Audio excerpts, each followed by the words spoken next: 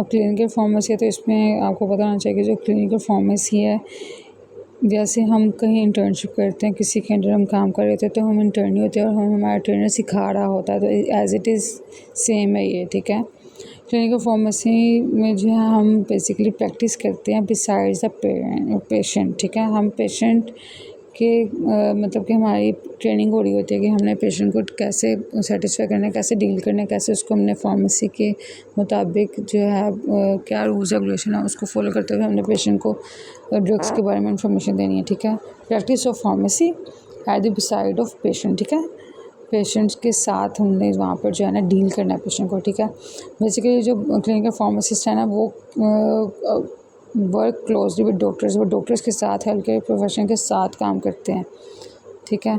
और ड्यूटीज़ क्या उनकी होती हैं क्लिनिकल फार्मेसी के, उसने जो है ड्रग की इंफॉर्मेशन का रिव्यू करना होता है, ठीक है। उसके वार्ड के राउंड्स जो लेते हैं डॉक्टर्स लेते हैं ना वार्ड के राउंड्स, उसमें उसने पार्टिसिपेट करना होता है, ठीक है। वो भी राउंड है उसके पास है कि राउंड किस तरह से लेते हैं, क्या इन्फॉर्मेशन कलेक्ट करते हैं, क्या देखते हैं जाकर, क्या बात करते हैं, ठीक है। ड्रग के बारे में इंफॉर्मेशन देना पेशेंट को, ठीक है। और ड्रग्स के मुताबिक से रिलेटेड कोई प्रॉब्लम, कोई मसला हो गया उसको देखना, जांचना, पड़तालना और फिर बाद में बताना कि उसका क्या क्योर है, ठीक है। उसको कैसे सॉल्व करना है, ठीक है। और पेशेंट से डिटेल में बात करना, उनको बताना कि इस ड्रग का इन पे क्या इफ़ेक्ट होगा और किस तरह ये ठीक होंगी, इस ड्रग से कितनी डोज लेनी है। ये सारी क्लिनिकल फार्मेसी की ड्यूटीज़ हैं।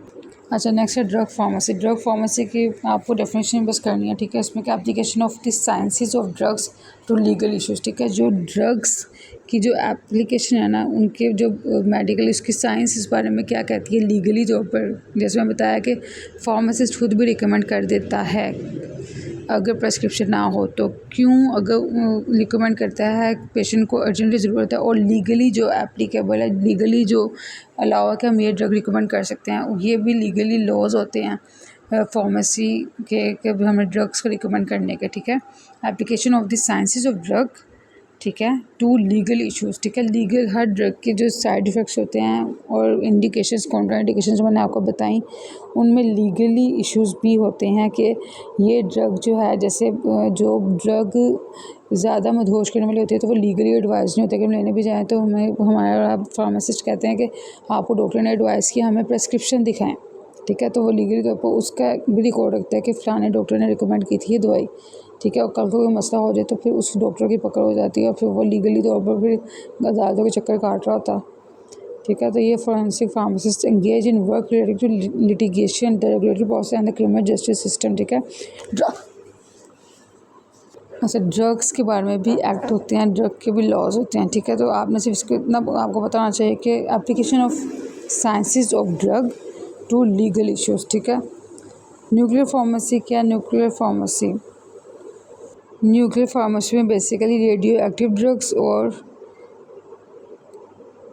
रेडियो एक्टिव ड्रग्स बनाई जाती हैं जो कि यूज़ होती हैं डायग्नोसिस और थेरेपीज़ में।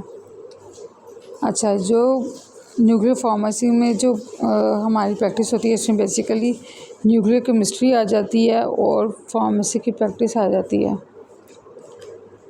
और उसके प्रिंसिपल्स अप्लाई होते हैं, ठीक है। और इनके थ्रू वो क्या प्रोड्यूस करते हैं, वो बेसिकली रेडियो एक्टिव ड्रग्स बनाते हैं जो कि हम डायग्नोसिस और थेरेपीज़ में यूज़ करते हैं। जैसे अल्ट्रासाउंड करते हैं जब हम लोग, तो वहाँ पर जेल्स यूज़ होती हैं, ठीक है।